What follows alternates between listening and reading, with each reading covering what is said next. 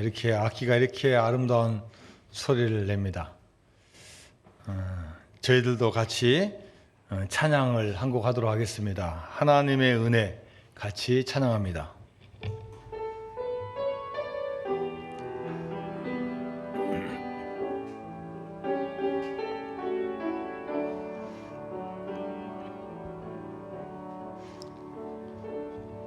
나를 지으신 이가 하나님,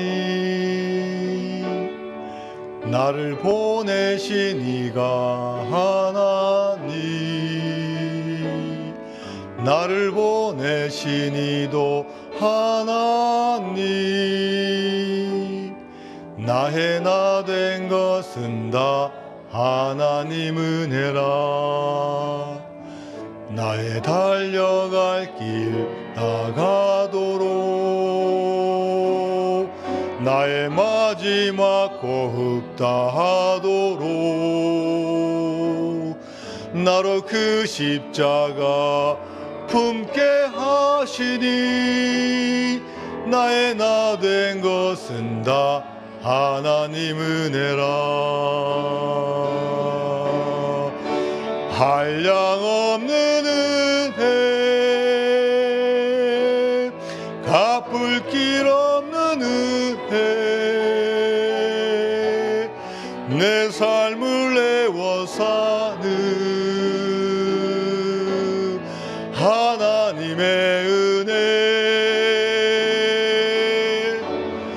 나 주저함 없이 그 땅을 밟음도 나를 붙드시는 하나님의 은혜,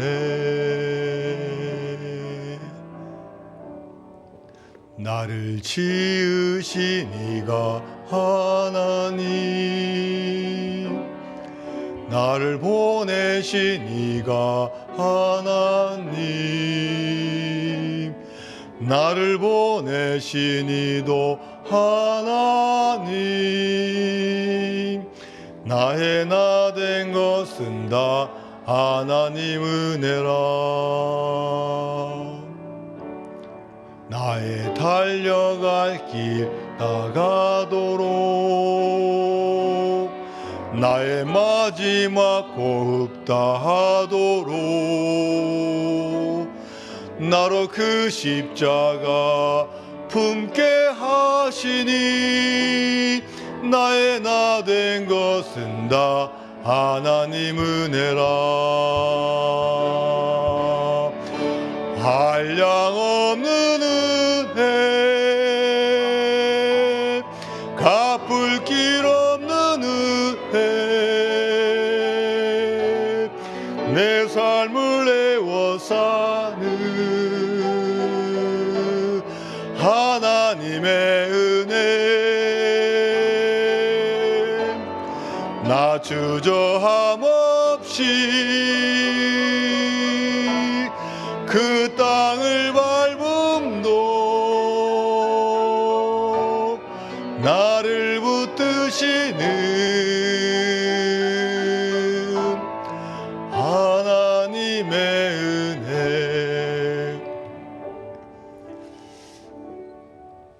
할렐루야. 여기까지 인도해 주신 것도 하나님의 은혜이고, 또 우리에게 귀한 믿음 주신 것도 하나님의 은혜인 줄로 믿습니다. 하나님의 은혜를 받은 백성은 그 은혜 받은 것 땅에 묻어두지 아니하고, 그 은혜를 나 자신과 우리 가정과 교회와 하나님 나라를 위해서 우리가 열심을 다할 때 하나님께서 여러분에게 더 큰 은혜와 축복을 줄 줄로 믿습니다. 옛날 평안도 정주에 박수무당인 백사겸이라는 분이 있습니다. 이분이 아주 굿을 잘합니다. 돈을 많이 벌었어요. 첩까지 있습니다. 그런데 어느 날 굿을 하고 있는데 선교사님 한 분이 구경하러 왔어요. 이 조선 땅에 선교하러 왔는데 도대체 굿을 어떻게 하냐 이렇게 보고 있는데 선교사님이 있어서인지 그날따라 굿이 잘 안 되는 거예요. 신이 내려와야 되는데 신이 안 내려와요. 그래서 막 땀을 뻘뻘 흘리면서 어거지로 그 굿을 억지로 하는 겁니다. 그 자리에 있던 선교사가 이제 그 자리를 떠나면서 이런 말을 하고 그 자리를 떠났습니다. 자식을 망하게 하는 무당한 짓을 그만두고 예수 믿고 천당 가세요. 선교사가 가고 나니까요, 이제 이게 이게 굿이 잘 되는 거예요. 신이 내려가지고 무사히 그 굿을 잘 마쳤어요. 그런데 그가 굿을 하면서 깨달은 게 있어요. 왜 그 선교사님이 있을 때 왜 신이 잘 안 내렸을까? 아마 내가 이렇게 접하는 신보다 더 강력한 어떤 존재가 있을 거야. 그래서 그 다음날 수소문에서 그 선교사님을 찾아갔습니다. 어떻게 하면 자식이 잘 될 수 있고 어떻게 하면 복을 받을 수 있고 진짜 신이 누구입니까? 이런 질문을 하니까 선교사님이 대답을 했어요.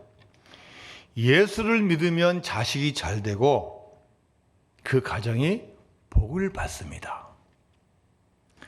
이 말에 이 무당은 모든 걸 다 청산하고 그 순간부터 예수님을 믿기로 결단했어요. 마침 그때 교회가 건축을 하게 되었는데 돈이 없어서 공사를 중단하게 되었습니다. 그동안 무당일을 하여서 번 돈으로 사놓은 땅을 팔아서 교회 건축원금을 하여 예배당을 완공할 수 있었습니다. 그런데 문제는 너무나 처음부터 믿음이 좋아서 다 드렸어요. 돈이 없는 거예요. 그래서 교회 사찰로 취직을 해서 사찰 일을 합니다. 그런데 이 사찰에 이제 아들이 똑똑하다는 소문 났어요. 그래서 선교사님이 그 아버지에게 물었어요. 사찰 혹시 아들 공부시키고 싶습니까? 예, 선교사님. 그러면 너무나 좋죠. 내가 미국으로 유학을 보내겠습니다. 그래서 선교사님이 이 사찰님의 아들을 미국으로 유학을 시켜서 공부를 열심히 하고 돌아왔어요. 그리고 이분이 나중에 우리나라 초대 참의원 의장을 보내시고 문교부 장관을 하고 연세대학교 총장님을 지내셨습니다. 바로 그 아들이 백낙준 박사님이십니다. 아버지는 무당이었는데 선교사님을 통해서 주님을 영접해서 그 가정이 변하게 되었고, 또 아들은 열심히 공부하고 예수님 잘 믿어서 대학교에 또 나라와 정부를 위해서 큰 일꾼이 되는 역사를 행하게 되었습니다. 한 사람의 터닝 포인트, 한 사람의 결단과 방향 돌림으로 인해서 그 가정과 그 기업이 구원을 받게 된 것입니다. 오늘 본문에도 한 가정과 한 국가를 넘어서 전 세계에 영향을 미치는 중요한 사건 하나가 나옵니다. 사도 바울은 1차 선교 여행을 마치고 이제 2차 선교 여행을 준비하고 있습니다. 1차 선교 여행 제가 한번 말씀을 준비하면서 지도를 보니까요, 지금으로 말하면 제 아시아 지역이에요. 예루살렘 중심으로 해서 이 아시아 지역 주로 이렇게 쭉 다녔어요. 이제 다니다 보니까 복음을 더 전해야 되겠다 해서 이제는 1차 여행 때 했던 쪽보다는 더 위쪽으로, 이 아시아에 있는 이 북쪽으로 전도를 하려고 이 사도 바울이 계획을 잡고 있었습니다. 그런데 전도하려고 아시아로 자꾸 가려고 하는데 생각대로 잘 일이 안 풀리는 거예요. 계획이 자꾸 이게 지체가 되고 변경이 되고 뭐가 자꾸 이게 막는 느낌이 드는 거예요. 자, 그 내용에 대해서 오늘 본문 6절과 7절에서 증언을 하고 있습니다. 시작. 성령이 아시아에서 말씀을 전하지 못하게 하시거늘 그들이 부르기아와 갈라디아 땅으로 다녀가 무시아 앞에 이르되 비두니아로 가고자 애쓰되 예수의 영이 허락하지 아니하시는지라. 자, 8절도 나와 있는데 8절도 나와 있네요. 무시아를 지나 어디로 내려갔는데? 드로아로 내려갔는데. 자, 지금 사도 바울이 지금 가고자 하는 방향, 지금 이 아시아에서 이게 북쪽 정도 쭉 가려고 하는데 의도하지 않게 자꾸 이 서쪽으로, 이 서북쪽으로 가는 거예요. 그리고 이 동양의 맨 마지막 서쪽인 드로아라는 도시에 도착을 했어요. 이 드로아에서 배를 타고 조금만 건너기만 하면은 이제 유럽 땅이 나오는 서쪽이 되고, 지금 이 드로아는 동양의 맨 서쪽 끝에 있는 거예요. 자, 여기에 나온 이 드로아라는 도시는 영어 성경을 찾아보면은 트로아라고 되어 있고, 다른 말로는 트로이라고 되어 있어요. 여러분 혹시 트로이라는 지명 들어보셨습니까? 트로이 목마라는 그런 신화도 있는데, 처음에는 이게 신화인 줄 알았는데 나중에 유적이 발견되었어요. 그래서 이게 신화가 아니라 역사적 사실로 증명이 되었어요.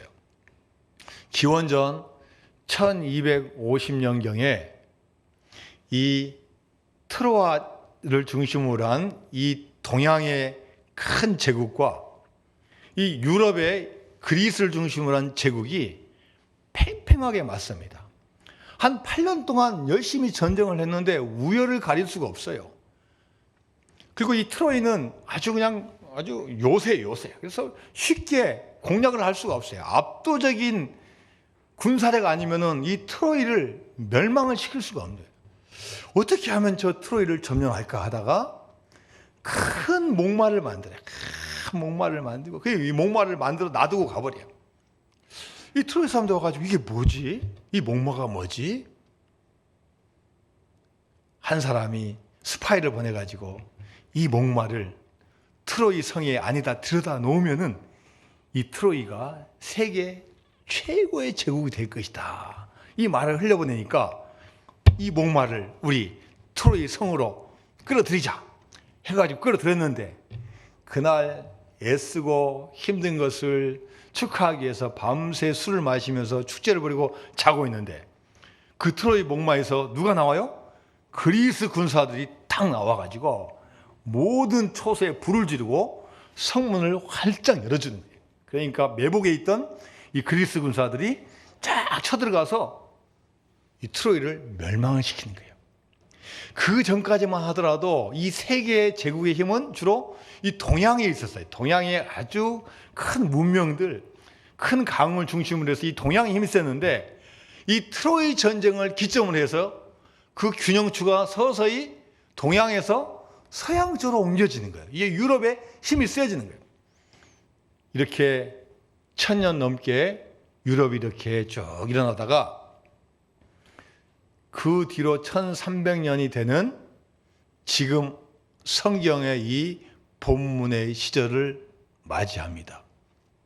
바울은 복음을 전하기 위해서 아시아를 그렇게 가려고 하는데 성령님께서 자꾸 막는 거예요. 그래서 자꾸 이게 서쪽과 북쪽으로 가면서 드디어 맨 동양의 끝엔 이 드로아에 딱 서 있는 거예요. 이제 바울이 어디로 가냐에 따라서 세계의 역사가 달라지는 거예요. 이 아시아 쪽으로 왔다면 아시아가 이 기독교 문명을 더 빨리 받아들여 가지고 아마 어마어마한 문명을 이뤘을 거예요. 그런데 안타깝게도, 우리 아시아 입장에서 안타깝게도 아시아로 오는 게 아니라 어디로 가요? 유럽으로 가게 되는 거예요. 자, 유럽으로 가게 된 그 장면을 오늘 본문 뒷부분에 나와 있어요. 자, 사도행전 16장 11절과 12절 말씀입니다. 시작. 드로아에서 배로 떠나 사모드라게로 직행하여 이튿날 네아폴리로 가고 거기서 빌립보에 이르니 이는 마게도냐 지방의 첫 성이요 또 로마의 식민지라 이 성에서 수의를 유하다가, 결국은 바울이 어디로 갔냐? 배를 타고 동쪽에서 서쪽으로 가게 된 거예요. 거기는 지금 어디 땅이냐? 마게도냐, 유럽 그리스 국가의 위쪽에 있는 이 마게도냐, 이 빌립보 지방에 가게 되는 거예요. 그래서 냇가에서 한 여인이 빨래하고 있는 것을 발견하는데 루디아라는 여자예요. 그리고 이 루디아라는 여자에게 복음을 전하고 루디아 그 집을 근거로 해서 교회가 세워져서 유럽의 첫 교회가 이 빌립보에 세워지는 거예요. 그리고 계속 복음이 확산되면서 이 유럽이 이 아시아 동양보다도 먼저 복음을 받아들여서 지금 아주 훌륭한 유럽의 문명을 이루게 되었습니다. 바로 그 바울의 그 출발, 그 배, 그 한 걸음이 세계의 역사를 바꿔놓은 것입니다. 1885년 미국의 한 교도소에서 한 죄수가 신문을 하나 얻어서 신문을 보고 있는데 그가 본 얼굴은 어디서 많이 봤던 얼굴이에요. 그리고 그 얼굴 옆에 써 있습니다. 제 22대 대통령 글로버 클리브랜드. 그 이름과 얼굴을 보는 순간 몇십 년 전 자기 친구를 떠올리게 되는 거예요. 두 친구는 술 친구였습니다. 네, 만나서 같이 한잔하고 또 재밌게 노는 두 친구였어요. 그날도 길을 가다가 교회를 지나게 되었는데 교회 게시판에 그날 설교 구절과 제목이 붙어 있는 거예요. 뿌신고 봤는데 그 설교 제목이 뭐였냐?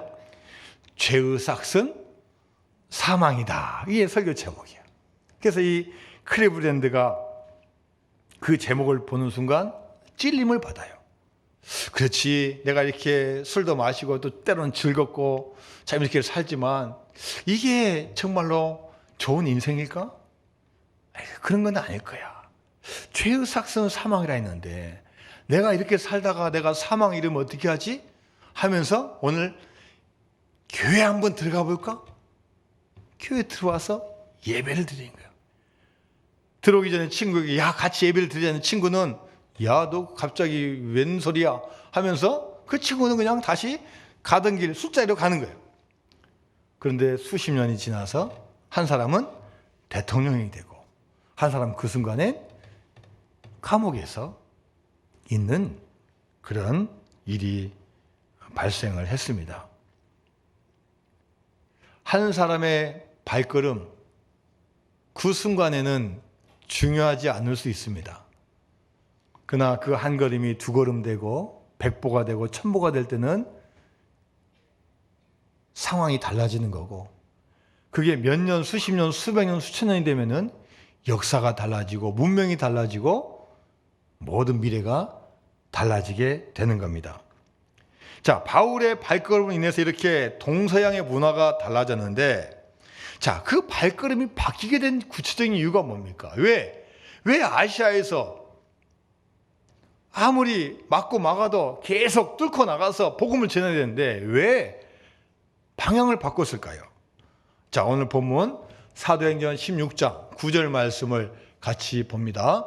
시작. 밤에 환상이 바울에게 보이니 마게도냐 사람 하나가 서서 그에게 청하이르되 마게도냐로 건너와서 우리를 도우라. 사도 바울이 지금 밤에 잠을 자는지 꿈을 꾸는지 그냥 몽롱한 상태에서 보는지는 확실치는 않지만 환상을 봤는데 그 환상 가운데 어떤 사람이 딱 나타났어요. 그러면서 막 손짓하는 거예요. 손짓. 그리고 그 사람이 어디 사람이라고요? 마게도냐 사람이요. 유럽에 있는 그리스 위에 있는 마게도냐 사람이 와서 손짓하면서 사도여 사도여 바울이시여 우리 마게도냐로 오세요. 하도 간절하게 하니까 자기 마음가운데 딱 박혔어요. 자, 환상이 깨어나고 보니 이게 꿈인 것 같기도 하고 하나님께서 나에게 보여주신 뜻 같기도 해요. 저와 여러분이 이런 상황을 닥친다 그러면 여러분 우리는 대부분 꿈과 환상보다는 그건 한 번 꾸었으니까 내가 현실적으로 경험하고 계획하고 있는 것을 선택하는 게 더 가능성이 많아요. 그런데 사도 바울은 그렇게 하지 않고 이 꿈을 그대로 받아들였어요. 자, 오늘 본문 10절 말씀 같이 읽어볼까요? 10절 말씀. 자, 시작. 바울이 그 환상을 보았을 때 우리가 곧 마게도냐로 떠나기를 힘쓰니 이는 하나님이 저 사람들에게 복음을 전하라고 우리를 부르신 줄로 인정하매라. 자, 10절 말씀 잘 보세요.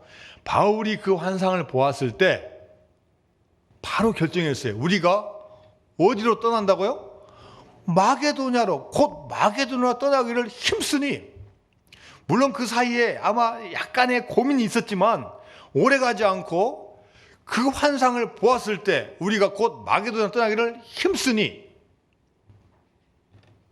이것은 그냥 한번 지나가는 꿈이 아니라 누가요? 누가? 하나님께서 누구에게?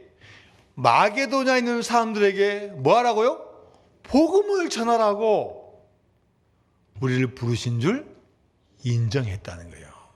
그리고 여러분 특별히 이 10절에 이 맨 마지막에 있는 단어 잘 보세요. 인정하며라. 뭐 안다라든지 뭐 들었다든지 보았다는 게 아니라 하나님 부르셨다는 걸 어떻게 했다는 거예요? 완전히 인정했다는 거예요. 알고 보고 완전히 다 각인해가지고 이거 나의 확신으로 받아들였다는 거예요. 자, 이 본문을 다른 번역본 성경책을 한번 우리가 같이 살펴볼까요? 자, 사도행전 16장 10절. 자, 다른 번역본 시작. 그 꿈이 바울의 갈 길을 정해 주었다. 우리는 곧장 마게도냐로 건너갈 준비에 착수했다. 모든 조각이 들어맞았다. 이제 하나님께서 유럽 사람들에게 복된 소식을 전하라고 우리를 부르셨음을 확신했다. 그냥 헛된 꿈이 아니에요. 바울이 그 환상을 딱 보니까 딱 결정된 거예요. 우리는 이제 마게도냐로 간다. 자, 준비하자. 앞에 6절 7절 보니까 성령님께서 우리 가는 걸 방해한 이유가 있었다. 그때는 잘 몰랐는데 환상을 꾸고 쫙 맞춰보니까 이건 하나님의 새로운 선교 계획이다라는 것을 확신했다고 이 바울이 고백을 하고 있습니다. 그리고 여러분 이 10절 말씀을 보니까, 자, 10절 말씀 한번 다시 볼까요? 10절 말씀. 바울이 그 환상을 보았을 때 누가? 우리가. 여러분 우리가 누구예요? 우리가. 나가 포함된 게 우리예요. 그러면 여러분 이 지금 사도행전인데 이 사도행전을 쓴 사람을 포함한 거죠. 사도행전 쓴 사람은 누굽니까? 누가요, 누가? 누가가 그동안은 사도 바울과 함께하지 못했는데 이제 2차 선교 여행을 위해서 탁 갑자기 등장해서 바울, 그건 당신이 혼자만 꾼 꿈이 아니야. 하나님께서는 2차 선교를 위해서 나를 불러주셨고 또 마게도냐 사람 손짓한 걸 보여주셨고 또 내가 들어보니까 지금 그 그리스 마게도냐 지역에 지금 복음을 전할 때가 온 거야 하면서 우리가 같이 협력한 거예요. 혼자 꿈을 꾸고 혼자 생각하고 혼자 결단한 게 아니라 그것을 같이 나눴을 때 이 누가도 함께하고 또 나중에 또 같이 복음을 증거하는 신라도 함께하고 해서 2차 선교 여행을 떠나게 되는 겁니다. 여러분 우리도 우리 가운데 어떤 한 분이 은혜를 받았어요. 어떤 한 분이 믿음의 큰 도전을 받았어요. 여러분 하나님이 주신 그 마음이에요. 그럴 때 여러분 혼자만 가지고 있으면 안 돼요.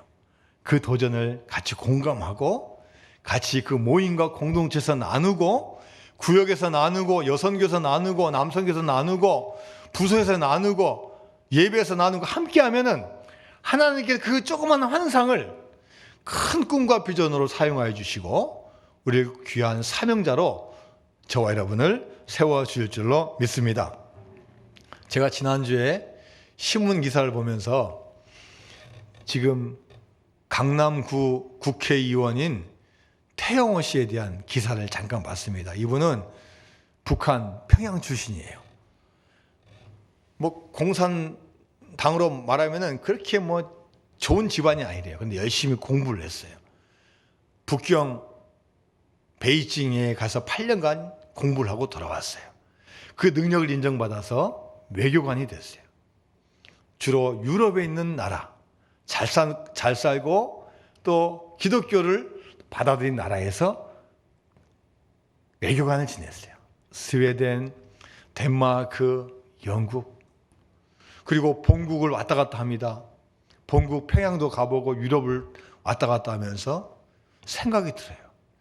야, 유럽은 이렇게 잘 살고 자유롭고 이런데 왜 우리나라는 이럴까? 우리 인민들은 열심히 일하고 최선을 다하는 것 같은데 왜 우리는 이럴까? 우리는 종교를 못 믿게 하고 하나님은 없다고 하는데 저 유럽은 하나님이 있다고 믿는데 과연 뭐가 진리이고 어떤 게 맞는 것일까? 그러면서 마음의 갈등을 느끼고 5년 전에 망명해서 한국으로 들어옵니다. 이분이 꿈이 있대요. 교회를 나가보고 예수님 믿고 보니까 자기가 나중에 북한 우리 동포들 위해서 복음을 전하겠다는 거예요. 공산주의 사상이 다 있지만 그 사람들에게 효과적으로 전달할 수 있도록 성경을 번역을 하고 표현하는 것을 하고 싶다는 거예요. 한 사람 개인의 망명도 중요하지만 한 민족을 품고 한 종족을 품고 기도하고 힘을 합칠 때 하나님께서 그 사람과 그 공동체를 통해서 하나님의 큰 일을 반드시 이루게 될 줄로 믿습니다. 바울이 어디로 가느냐에 따라서 세계 역사가 달라졌습니다. 마찬가지로 저와 여러분이 어디로 발걸음을 향하냐에 따라서 우리 가정과 여러분 개인과 여러분 기업의 역사가 달라지게 되는 겁니다. 우리 미래가 달라진 것은 명예도 아니고 나이도 아니고 학식도 아니고 지위도 아니고 물질도 아무 문제가 되지 않습니다. 주님 앞에 결단하고 주님의 음성을 듣고 담대하게 나아가면 주님께서 다 준비해 주시고 길을 열어 주시고 은혜를 베풀어 주실 줄로 믿습니다. 송명희 시인 여러분 알고 계실 겁니다. 이분은 태어날 때 뇌성마비로 태어났어요. 팔다리가 국숟가락처럼 쭉 늘어져 있어요. 10몇 살 때까지 자기 혼자 힘으로 일어날 수가 없어요. 맨날 누워 있어요. 그러면서 세상을 원망합니다. 엄마 아빠 왜 나를 낳았어요? 혹시 하나님이 있다면 왜 하나님은 나를 이렇게 이 세상에 보냈을까? 16살 때 어머니 등에 업혀서 교회를 나갑니다. 그때 하나님께 원망도 하면서 기도합니다. 하나님이 혹시 살아계시다면 저한테 한번 그 증거를 보여주세요. 하나님이 정말로 창조주이시고 저를 이 세상에 보낸 분이라면은 하나님 한번 무슨 표시를 좀 한번 보여주세요. 그런데 어느 순간 자기도 모르는 사이에 환상을 보는 거예요. 하늘에서 두루마리가 쭉 내려오는데 이 두루마리 글자가 자기가 아는 한글도 아니에요. 영어도 아니에요. 이 신기한 글자인데 이 글자가 어느 순간 자기 마음가운데 탁 오는 거예요. 자기도 모르게 그것을 하나하나씩 받아 적는 거예요. 하나하나씩 받아 적는. 이게 글이 되고 시가 되었어요. 그리고 많은 분들이 거기다가 곡을 붙여서 노래가 나오고 이게 번역이 되고 수식기국에 이게 되고 책도 많이 팔리고 지금도 믿음의 길을 가고 있습니다. 이 송명희 씨가 하나님을 만난 거예요. 하나님을 만나니까 이제 달라지는 거죠. 옛날에는 하나님이 계십니까? 물어봤는데 이제는 하나님이 계신 거예요. 이젠 물어봅니다. 그렇다면 하나님이 나를 이 땅에 보내신 그 목적이 뭡니까? 자신은 자기 삶이 어떻게 변화했는지를 글로 씁니다. 많은 복음 성가가 있는데 그 중에 나라는 곡이 있어요. 자, 우리 나라는 거 우리 같이 한번 읽어볼까요?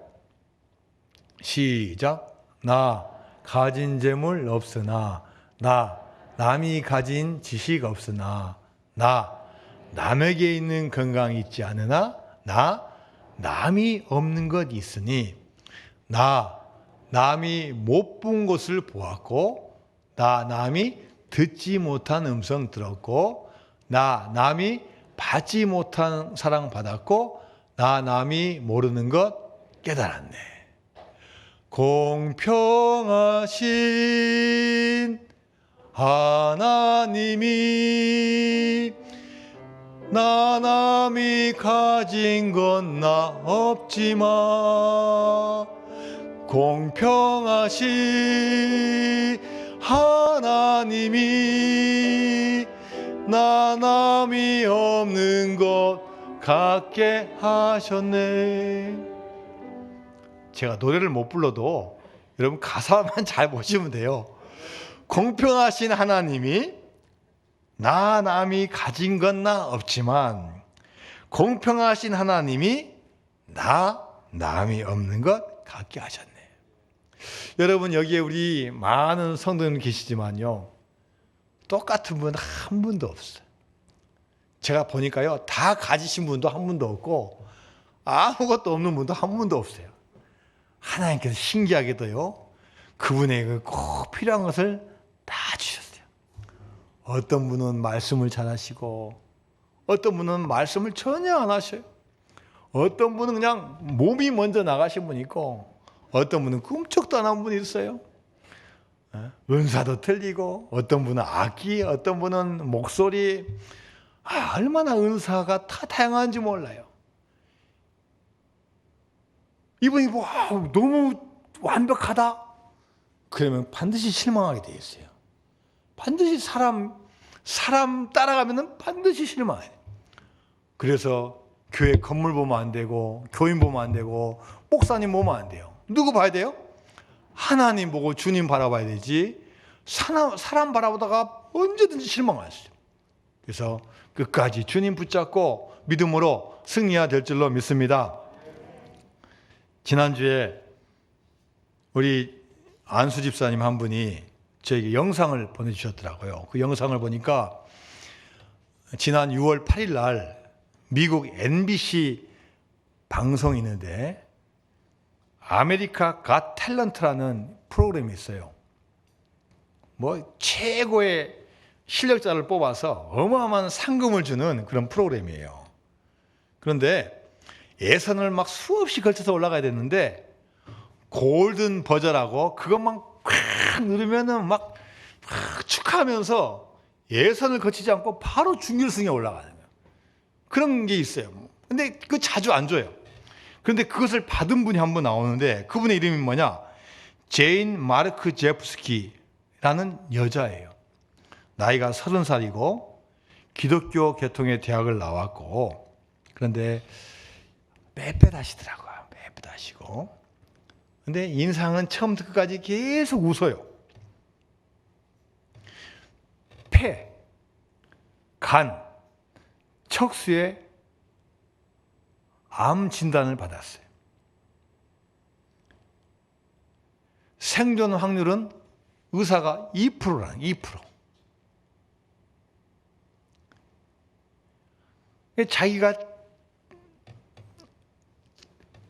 자기 마지막 인생에 대해서 글을 쓴 것을 노래를 만들어서 노래를 했는데 그 노래가 1분 50초밖에 되지 않아요.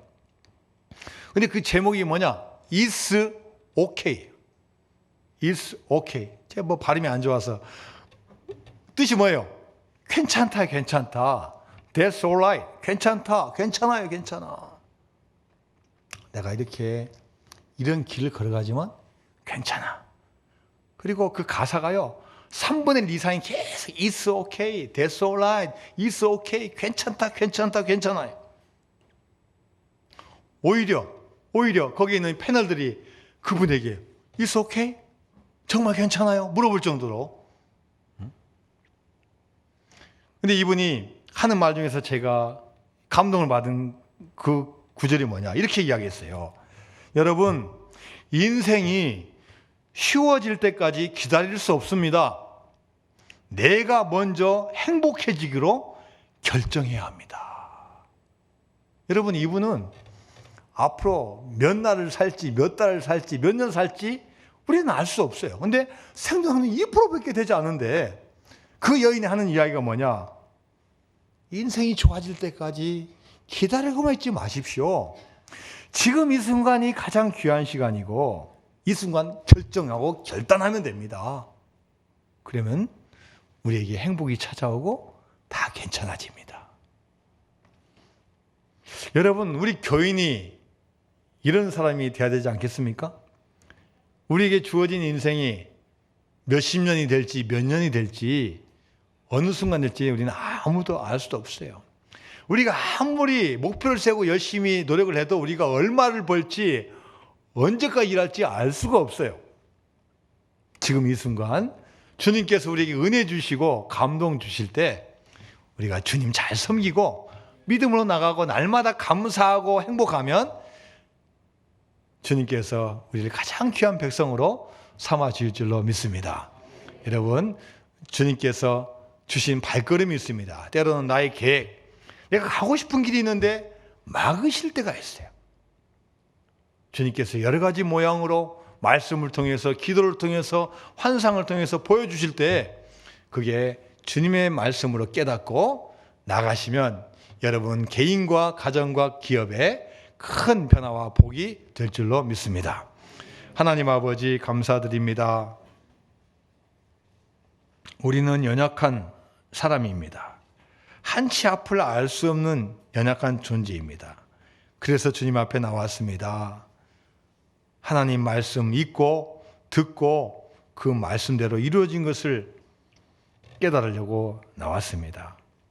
주시는 그 말씀, 주시는 그 모든 것에 민감하게 반응해서 주님께서 원하시는 아름다운 삶을 살아가는 우리 모두가 될 수 있도록 축복하여 주옵소서. 예수님의 이름으로 기도드리옵나이다. 아멘.